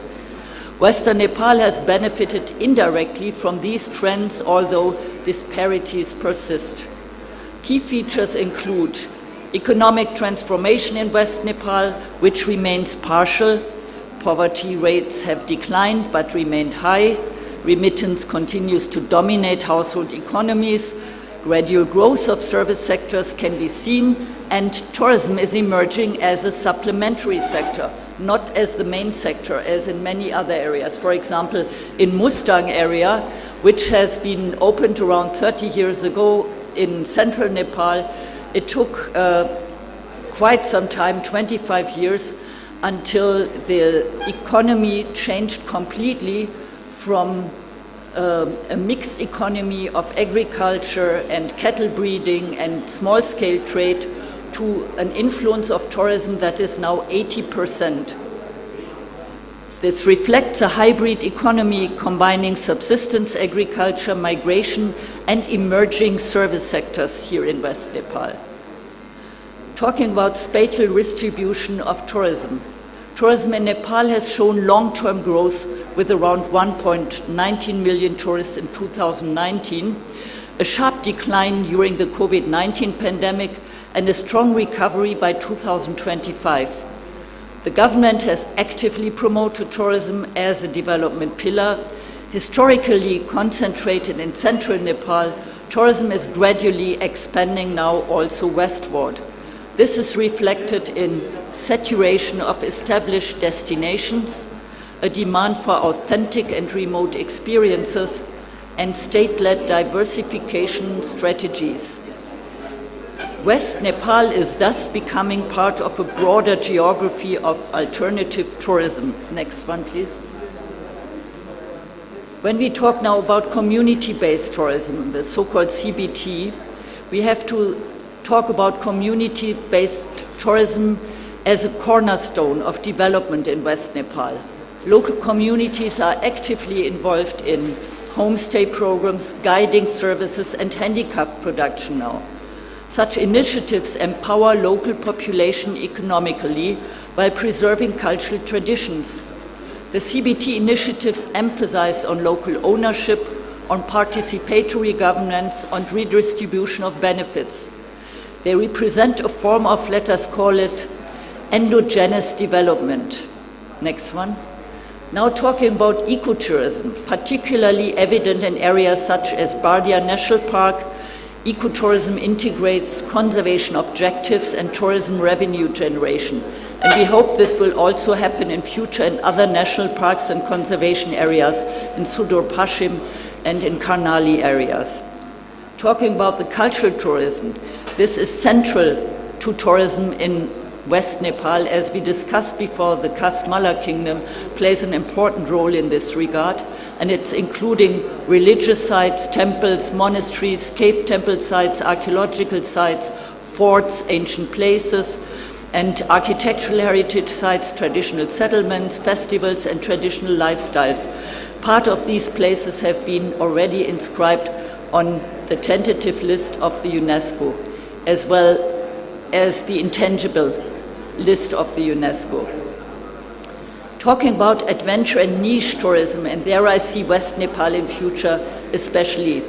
Remote regions such as Humla, Dolpo, and Jumla are attracting trekking tourism, and high-value niche markets, special festivals as hunting reserve and hunting reserves in Dorpatan are other areas where you can put the interest in.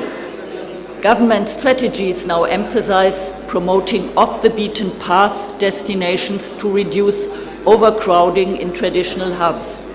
Talking about emerging tourist destinations now. Key destinations gaining attention besides Bardia National Park do include the Rara Lake in Karnali, the Shepok Sundu Lake in Dolpo, the Kaptat National Park in Sudur Pashim, the Api and Saipal Himal regions in Darchula and Humla, the Limi Valley, which is at the Kailas surrounding areas, which pilgrim which has a lot of pilgrimage sites, and many Indian tourists are going there. And that's in Humla area, and the Suklapanta National Park, which is near Mahendra Nagar in Sudurpashchim. These destinations offer unique ecological and cultural experiences. Talking about cultural heritage transformation now. Cultural tourism has contributed to restoration of heritage sites, increased cultural awareness, and cultural tourism strengthens identity while creating economical opportunities. Cultural heritage is increasingly mobilized as a tourism asset and a source of local income. Tourism has contributed to preserving heritage by generating income for conservation, reviving traditional crafts, encouraging intergenerational knowledge transfer. Interestingly, this reflects broader global trends in the heritage economy at all. Next, please. Talking now about the commercialization and authenticity, which is a problem actually. And I see this again in the Mustang area over the last 30 years. However, cultural tourism also raises concerns about cultural commodification, loss of authenticity. The integration of heritage into tourism markets leads to standardization of cultural practices, performance-oriented rituals, and selective representations of cultures, especially when tourists stay overnight in certain areas. The local authorities, and especially the Amma summer groups, love to perform their ritual dances, but over the time they might get standardized, and that is a loss of your own heritage and identity, actually. While this may generate income, it raises questions about authenticity, accumulation, acculturation, cultural ownership. Next, please. Talking about the tangible cultural heritage.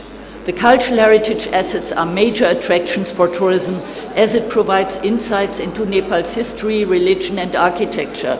West Nepal hosts numerous temples, palaces, and archaeological sites, as well as traditional settlements. These reflect historical trade routes and religious syncretism. And we have seen the religious syncretism, especially here in the Kakre Vihar. Like the origins have been Buddhism, and later in the 14th century, it turned over, 13th, 14th century, it turned over to Hinduistic syncretism.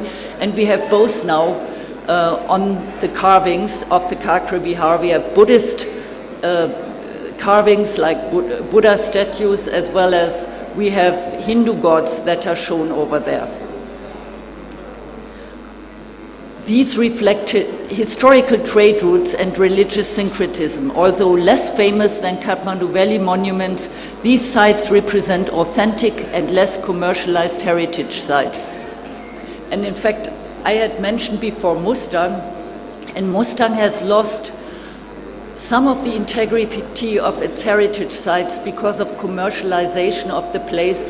And now Mustang has very good accessibility via roads, which had been built in the last 15 years, but that has led also to a completely change of the social structures over there.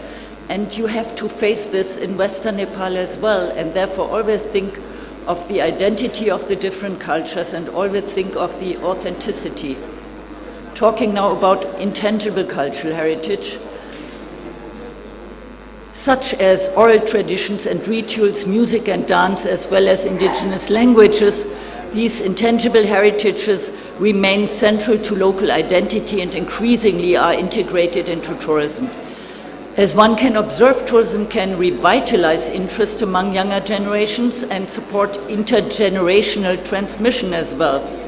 And this is also something I have seen in Mustang, that the young generations who are coming back now because of better accessibility, because of better roads, they are cooperating a lot with the old age groups in order to learn about what they have lost when they were educated in boarding schools before. And this is an intergenerational transmission. However, it may also reframe traditions for external audiences. The region of West Nepal is particularly rich in intangible heritages, including the Deoda dance in Sudurpashchim and Karnali, performed by the Khas community, the traditional festivals such as Gaura, the commemoration of the wedding of Gaura, that is Parvati, goddess Parvati with Shiva, then the indigenous rituals and oral traditions. These cultural expressions are increasingly being incorporated into tourism experiences. And now I present some case studies, and since we are here in Suicat, I would like to talk about Suicat as a gateway with its special dynamics. Suicat illustrates the role of intermediate urban centers. It acts as a logistical hub. It hosts emerging service sectors and is a gateway to the Karnali province. Important heritage sites as the Kakra Vihar, the deity Bajaj temple of the Raute population, or the Lati Koili Mahadev temple, which is very interesting because people say it's made out of one rock. The Shiva Parvati Ardana Rishvana sculpture is also found over there, which is a rarity in this area. This has an emerging tourism infrastructure now, which could be developed more in future. Increasing domestic tourism is developing, and also there is, interesting-wise, a living Buddhist revival, which we also had seen in Mustang after tourists from all over the world, and especially in the initial phase in Mustang, it was Western tourism that became interested in the Buddhist background of Mustang. And I believe here in the Kakra Vihar area, and especially also in Humla as well as Jumla areas, where you have a lot of Buddhist influences, people from Buddhist background and from the Tibetan background, they have started to settle around areas that used to be Buddhist before. And this is seen here, especially in Suicat as well, around the Kakra Vihar area. Yet its development is constrained by limited infrastructure and weak institutional coordination. Therefore, it is very important now in future that the provincial government, I'm therefore very happy that the provincial chief minister is here and the ministers of the provincial government are here, that this can be coordinated better in future. Now talking about Jumla, the remoteness and authenticity area, we always call it. Jumla represents high cultural integrity as the cradle of the Khas Mala kingdom, with the Sinjar Valley as a summer capital of the Khas kingdom in the 12th and the 14th century. It has niche tourism potential with ancient palaces, ruins, old forts, ancient settlements and archaeological sites. It was proposed partly for UNESCO World Heritage listing. It is a remote trekking destination with Rara Lake as an attraction, and it has rich cultural traditions, intangible heritage, master shamanistic rituals, and it spreads of Hinduism after earliest Buddhist representations. It has unfortunately limited accessibility. It forms the historical foundation of modern Nepal identity and language, and its development trajectory reflects the tension between isolation and integration. I will skip now some of the areas and will come to the end because I hear that our honorable vice chancellors have arrived. I'm talking about the challenges in development now, and despite progress, several challenges persist in West Nepal. The infrastructure gaps, like remote areas, are still lacking reliable roads, quality accommodation, healthcare and emergency services. And regarding environmental risks, climate change's impacts are still there, waste management issues have come up, ecosystem degradation is prevalent. And regarding the cultural commodification, we have tourism sometimes leads to loss of authenticity, commercialization of traditions, and there is limited investment, which is a very important topic actually. West Nepal still receives less investment compared to central regions. Talking about the future prospects, the future of West Nepal depends on sustainable tourism planning, increased investment, stronger local participation, integration of technology, and the focus is on virgin destinations and cultural tourism positions. The region can be seen as a key growth area in Nepal's tourism industry. West Nepal's transformation over the past decade reflects broader processes of peripheral integration, state restructuring, and tourism-led development. Tourism and cultural heritage offer pathways for inclusive development, but only if embedded within sustainable practices, strong governance frameworks, and community-centered approaches.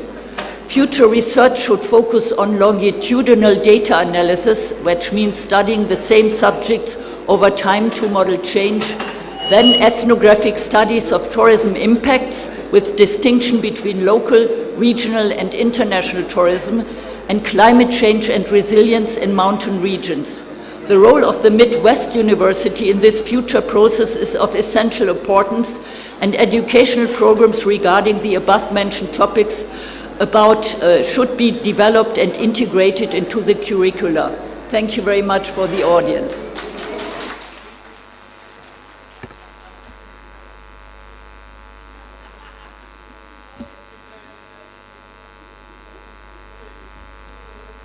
Thank you so much, respected Professor Dr. Susan von de Heide, for your wonderful and inspiring keynote speech. So now I would like to request our respected Vice Chancellor Sir to hand over the token of love to our keynote speaker, Professor Dr. Susan von der Heide. Could you please be here to receive the token of love here on the dais again? Kalpana ji, could you please manage the token of love for her? Yeah, VC sir is handing over the token of love to her, and then immediately after we will have a keynote speech.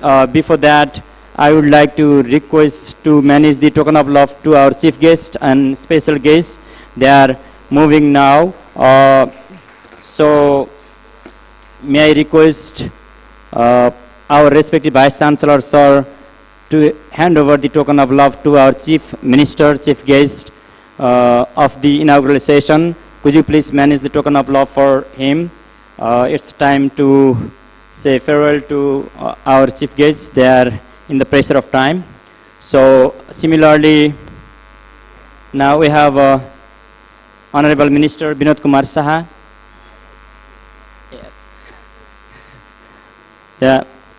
So our respected Vice Chancellor Sir is offering the token of love to our respected chief guest. Now I would like to request to our Honorable Minister to have the token of love, and could you please manage the token of love of our team. To our all special guests and guests, you can go directly there and then yeah, so manage. So we are farewelling to our special guest and guest over here. So could you please manage to all our chief special guest on the dais. So Honorable Minister Vinod Kumar Sahaju, now to the Mayor, our Honorable Mayor, respected Mohan Maya Dokal. So Deputy Mayor, so could you please Nilkantha Kanal sir be here. Professor Dr. Archana Chaudhary, ma'am, could you please be here. Our Honorable Vice Chair of the Planning Commission, Karnali Province, Surinath Yogi sir, could you please be here to receive the token of love. Our VC sirs will be here with us for long because we have another session. So we'll be in touch with you. So without delay, may I request be ready for our next keynote speaker, respected Vice Chancellor sir from Kathmandu University. I would like to request Dr. Yadu Prasad Gyauli sir to introduce and welcome to our another keynote speaker over here. Thank you, Dr. Khodka. It's a great opportunity to introduce Professor Achyut Prasad Wagle. He is the Vice Chancellor of Kathmandu University and Professor of Economics. His academic interests include development economics, fiscal federalism, environmental economics, and entrepreneurship, contributing to research, teaching, and institutional leadership. Here, I would like to invite Professor Wagle. Over to you, Professor Wagle.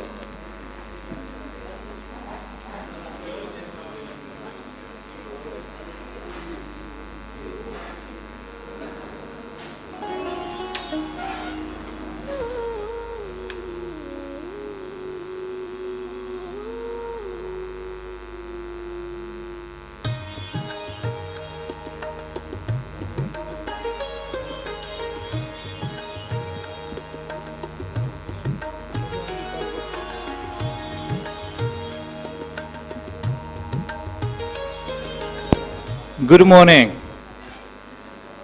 यो विद्वानहरूको सभामा एकदम गाह्रो हुन्छ कि अर्कोलाई सुन्ने कसैको पनि पेसेन्स नै छैन।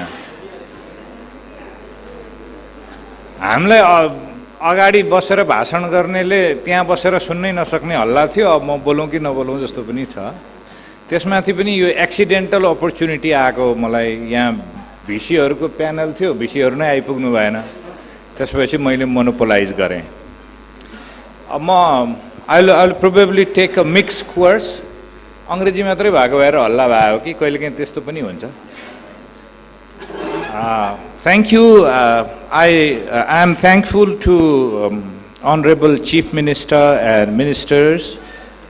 Thank you all the protocol observed, and thank you for this opportunity. It is said keynote, so I would like to stick to these three words I already mentioned about the multidisciplinarity, interdisciplinarity, and digital transformation in higher education. I don't want to go very wide on it. First of all, when we talk about multidisciplinarity and interdisciplinarity, the regulatory framework is the key. राज्यले बनाउने शैक्षिक नीति नियमहरूले मल्टिडिसिप्लिनारिटी र इन्टरडिसिप्लिनारिटीलाई कति facilitate गरेको छ, that is the key. We are expecting some representative from University Grants Commission. When we talk about multidisciplinarity and interdisciplinarity, the necessity of that discipline, those sort of discipline, is guided by a philosophy. But that philosophy somehow seems to be fragmented. We are very repeatedly setting three objectives in higher education, which I think is a bit skewed. We have said we impart knowledge. We have said we impart skills. We have said we give you certificates and we count your success. These are very good. These are necessary, but these are the philosophies largely guided by, I would not say Western, but overall universal educational phenomena, higher education phenomena. So this is time, being in the developing part of the country, and we claim so much of our civilizational and cultural heritage. We have not said, when we are talking about the multidisciplinarity and interdisciplinarity, have we created our own specific disciplines in higher education? Be that in Buddhist philosophy, be that in peaceful living, be that in meditation, be that in self-management, be that in morality. We said these are great things, but have we developed the course? So that when we talk about multidisciplinarity, one discipline from hard science would come and one discipline from this sort of human science would come. And there will be scope of connecting the jigsaw puzzles and we create multidisciplinarity. I think that is where we need to work, being in the oriental part of the earth. Okay, I said four things: knowledge, skill, certificates, success. Is that enough? The other greater chunk we have forgotten is the wisdom. Gyan ki vivek. Knowledge versus wisdom. Knowledge with wisdom. One least discussed part is the wisdom that our civilization has focused so much. So I think wisdom is the one. Another very critical aspect is our education system making the next generation of youths better humans? आज हामी भएको भन्दा बढी असल मान्छे बनाइराखेको छ यो जुन चारवटा कुराले भन्यौं कि पाँचौं कुरा पनि चाहियो. Are we making better humans? It is the question we need to ask, we need to work on, which we are failing to ask. If we say we accept that we are not being able to create better humans, does our treasury of civilizational knowledge have the capability to inculcate that. We are saying this in bits and pieces we have. We are saying we have Quran, we have Bible, we have all the Buddhist texts, Dhammapada, we have said we have got Vedas and Upanishads, we have got Patanjali Sutras, but where is that course in higher level we generated? So that we can make our future generation better human. When we say better human, what does that mean? Are we making them able to love themselves, love their family, love their parents, or love the migration to leave this country? Are we making them more patriots than we have been, future leaders? I think these are the very, very painful questions. So conferences, therefore, are not only the rituals, not only about the appreciation, not only about the access. So if we want to survive, it is clear that we cannot excel and compete in astronomical science. We may be in the receiving end of the whatever has been achieved in the genomic science, or nuclear science, or digital disruption. So we need to have our own intellectual and academic products. That will create an avenues, and that is where we need to work. Even in economics, the very definition of rational agent we are taught by the Western economic philosophers is completely different what is rational agent in our civilizational understanding. The Western economics said, you should be a resource optimizer, profit maximizer, to be a rational economic agent, utility maximizer. But we said, no, you should be the utility minimizer to be a rational agent. You should be a person who is willing to donate, not maximize yourself. And there must be a color of the profit you are earning. Every color of money is not profit. That's lucre, dirty money. And we said, not the entire society should run behind the money. So we had societal segregation. This is the group who will be trading, earning money. This will be a group who will be the saints, contributing to the society. That part, we may also have ritualized that. Some of the superstition may have pervaded in, but the rational part of that we need to look into. This is only an example. So in 3, 4, 5 forums, Hemra sir, Panta sir is here. He had invited me to speak in his university. So I am very deeply feeling about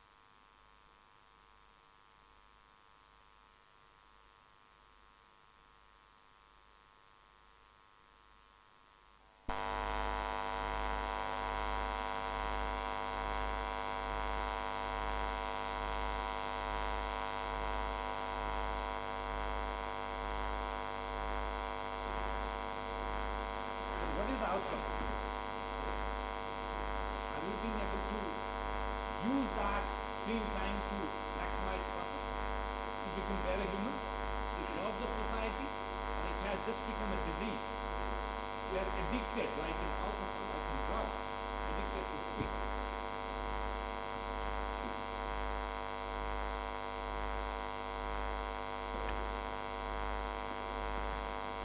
When it comes to digital transformation, a country like Nepal has got huge challenges.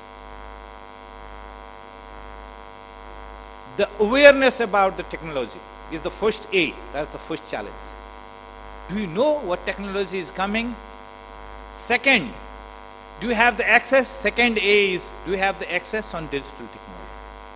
Third, okay, I know, I am aware, I have got access in the market of that technology, can I afford? The third A is affordability. Fourth A is the adaptability. Okay, you buy it. I see a lot of mobile phones in everyone's hand. But at the most, they are using for 4 things: calls, messages, some social media. And are we being adapted to the advancedness of the technology? And at the same time, after adaptability, there is a question of sustainability.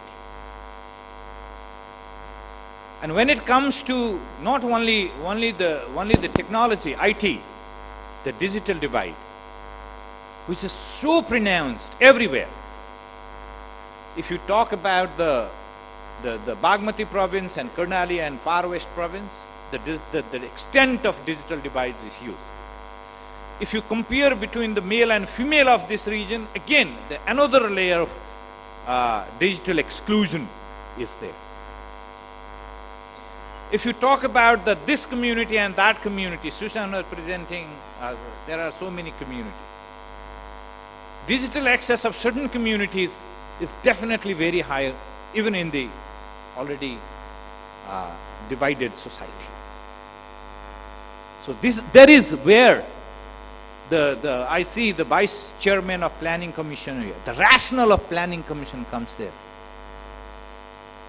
How much have we internalized it?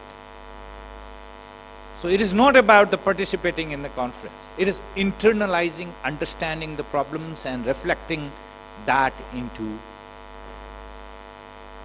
the policies, implementation of that. And of course, reflecting that into the courses of universities. So, yes, let's talk about the skills, let's talk about success, fine, let's talk about lifestyle, profit, but wisdom, are we making them human? Third, very repeated word we are using is sustainability. And we are very clever in copying.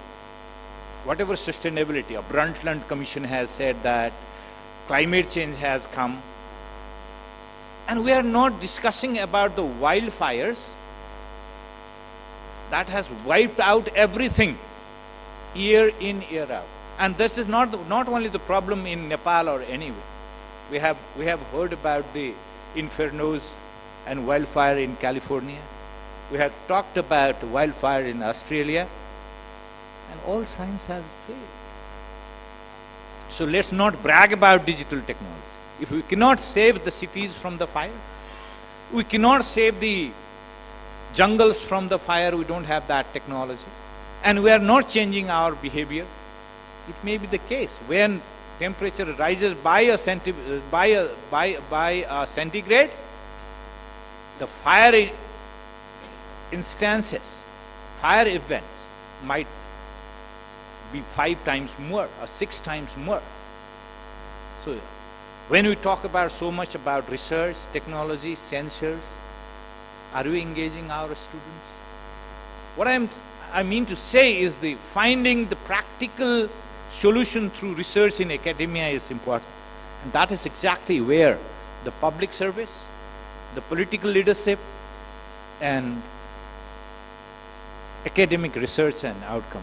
Final, I think, I know you are already very bored. So final thing, I would like to talk about the leadership. particularly about Nepal's higher education. I don't have any capacity and I don't want to talk politics. Nepal's and in a similar country, higher education has been deeply in the mediocrity trap. How many of the college toppers, university toppers, gold medalists come into teaching? How many of them come? What percentage? So leadership first begins with myself. Can I lead myself as a person? So am I a bare manager or a leader? That is the distinction we need to take. That applies to the political sphere as well. So what we are doing, there are few talented people may have come, but as in academics, we are failed to lead. Let's accept. We are job holders, not leaders. And we love to talk about leadership. That is the biggest paradox. You go to the class. Do your students accept you as an academic leader? Link it with digital transformation. The same course the student saw in the morning in YouTube that you are teaching. If your teaching quality is inferior, then the student saw in YouTube in this morning, so they are not going to respect you. That is exactly what is happening. And it is not nobody to blame. That is where we fail to create a qualified human resource to educate our future generation. So we have become barely manageable managers, not the leaders. This is exactly where we need to focus. We need to invest. Universities need resources and acceptance that the learning is required, particularly when this comes to the digital transformation, the climate challenge, and the challenge of humanity. And why I focus so much on humanity is the misuse of science. We are talking about stopping deforestation would improve climate. But what about the pollution created by the wars, which is higher? We are told that planting 1,000 trees would help secure the planet. What about the pollution, including the nuclear pollution caused by the blasting of a huge bomb, flying of the fighter jets, and nuclear armaments? And where are we using our such a great scientific achievements, from robots to drones to missiles, supersonics? That is science, that is engineering that we taught.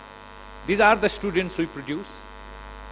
And we sit at the very cusp of a new war.